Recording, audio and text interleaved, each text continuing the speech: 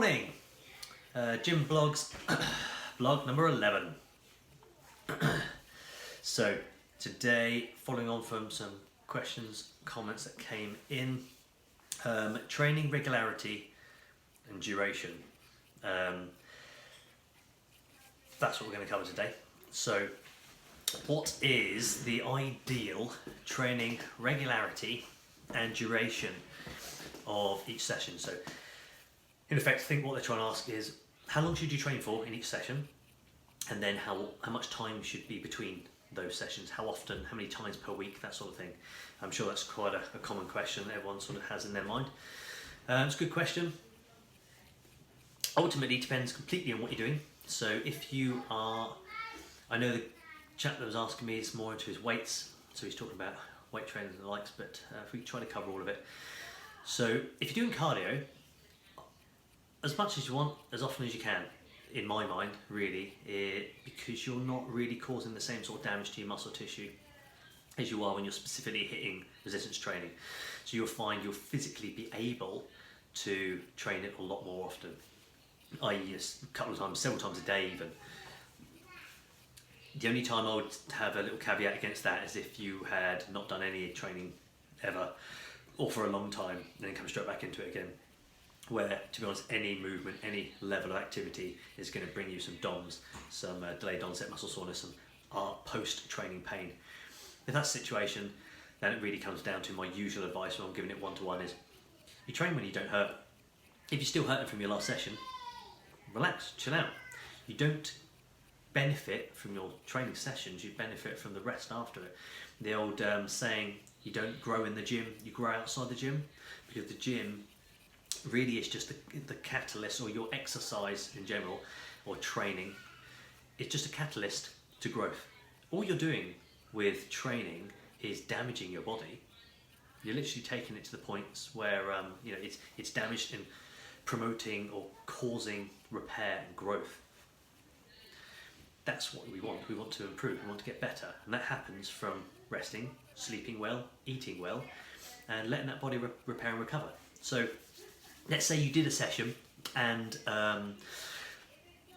2-3 days later it still hurts, then you're still getting the benefit of that session. The only reason you did it for, it's still happening right now. So there's no point going ripping yourself up more, you haven't fully repaired yet.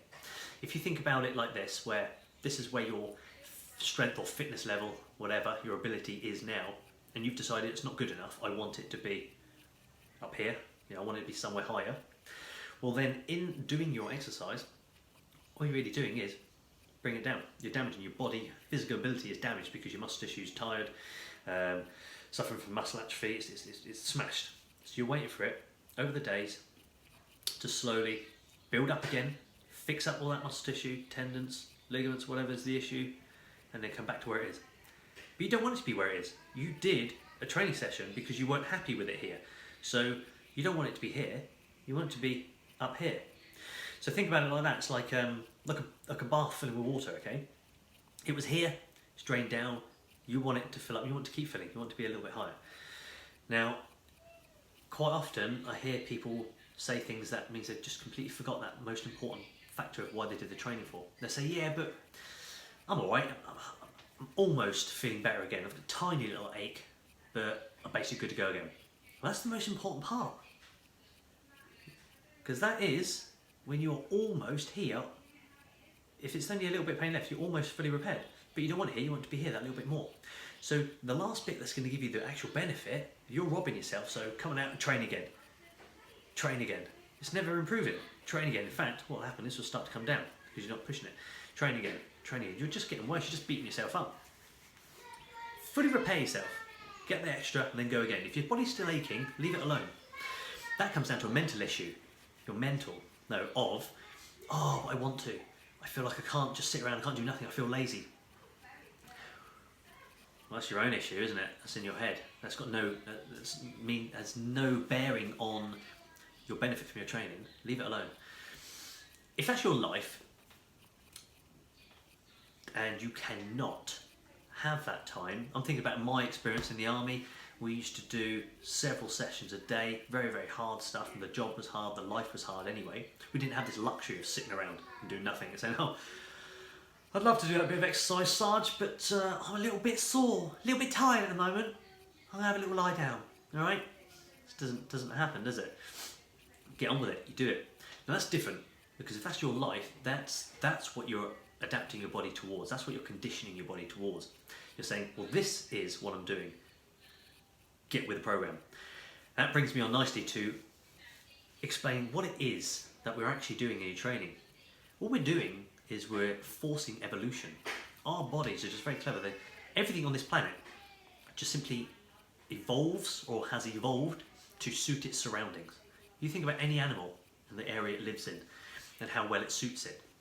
That's not lucky. It's not accidental. That's by design. It's just evolution.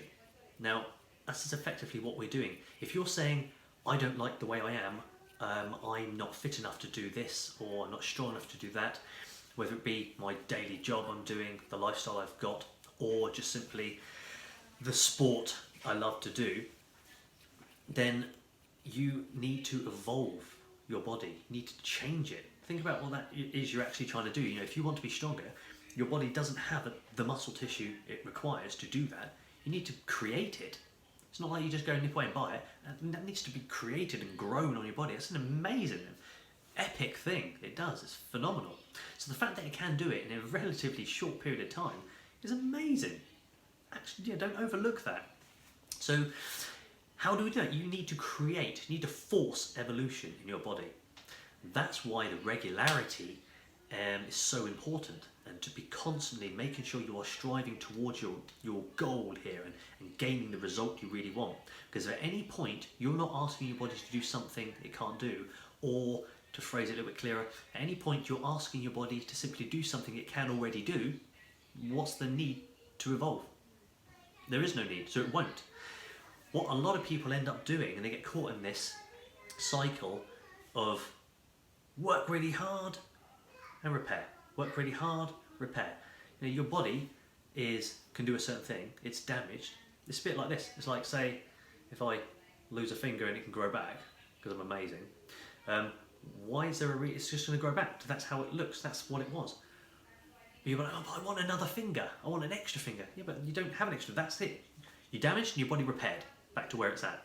There's no reason for it to do anymore.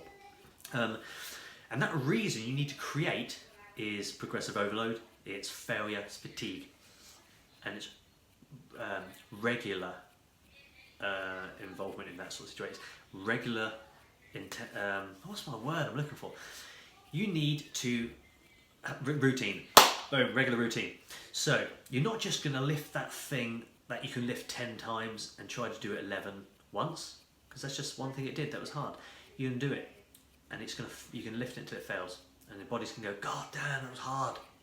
Ugh. And in effect, the first thing it will say is, God, that was so hard. I trained real hard, I reached my fatigue, reached my failure point where the muscles couldn't do it, my lungs couldn't do it, whatever body part we're doing in the system we're working, it failed to do it. So I've been asked to do a task that I couldn't do. And then it repaired again. And if it never happens again, it's just something that once happened that was really hard.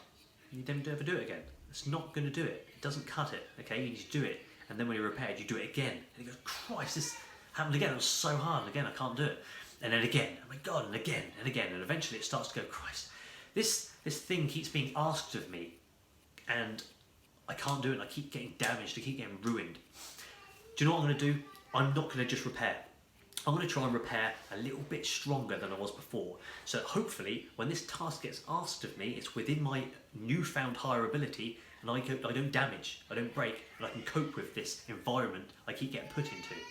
Now we've evolved. We're evolving, okay? We're now evolving to meet the surroundings and the environment that we're being put into constantly, right?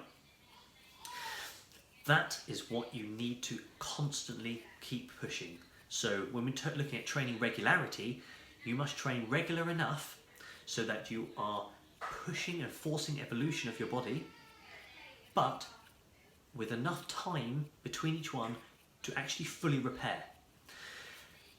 I wish it was as simple as saying, and the answer is 5. Okay, it isn't. Because now that answer will be completely different for most people. Why? Because we're different. On the simple, so many reasons, like really list them off. So number 1, let's say it's just me and you. Okay?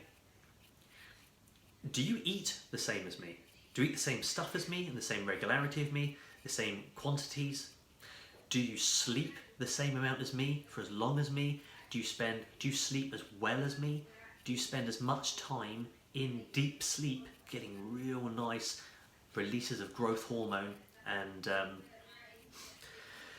spending a lot of time in there repairing your body? And do you wake up feeling nice and fresh, like you've had enough sleep? And then all these matters there during the day, do you have as much of a easy, relaxed day during the day, or does your days actually slow down your repair because you're doing quite a physically demanding? Are you a builder? Are you working on a building site, lobbing bricks around all day, carrying heavy things around, or you just sat at your desk, nice and easy, exercising your fingers on the type machine, on the keyboard? Do you see what I'm saying? Those factors there all play a massive part into that. So it's very, very difficult to replicate one person's journey to the other. In fact, that's wrong to say it's difficult. It's impossible. All right? You could have identical twins. It would be impossible. So that's the first things to look at. There are more makes sense and obvious. But then you've got simple genetics. Are you an endomorph trying to build strength? Because I'm an ectomorph trying to build strength. So my journey straight off the bat will be harder because my body does not grow muscle tissue as easily, or as well, or as efficiently as you may do as an endomorph, or a mesomorph, an ectomorph, or choose one of the 3 camps to sit in. If you don't understand that, go back and listen to previous videos. So it's very different and very difficult. So you need to just listen to you, listen to your body, listen to yourself, and be sensible with it. Now, in the beginning, you will need much, much more repair time than you will in, say, 6 months' time from now. Because, again, your body will adapt and evolve and get used to this situation that keeps happening. So in 6 months' time, if you've kept the regularity, it'll be much, much better at repairing. It'll be like, I know what I'm doing now. It's like anything. Start a new job. The first day you'll be a bit... A year into it and you're just smashing it as easy because you've gotten used to it. Same thing for the body. Anything you do in the beginning will be shocking. It's usually around a 10-week, I believe 10 weeks is the sort of standard for a human being of conditioning period of doing good, correct training with good eating habits and sleep patterns. What else?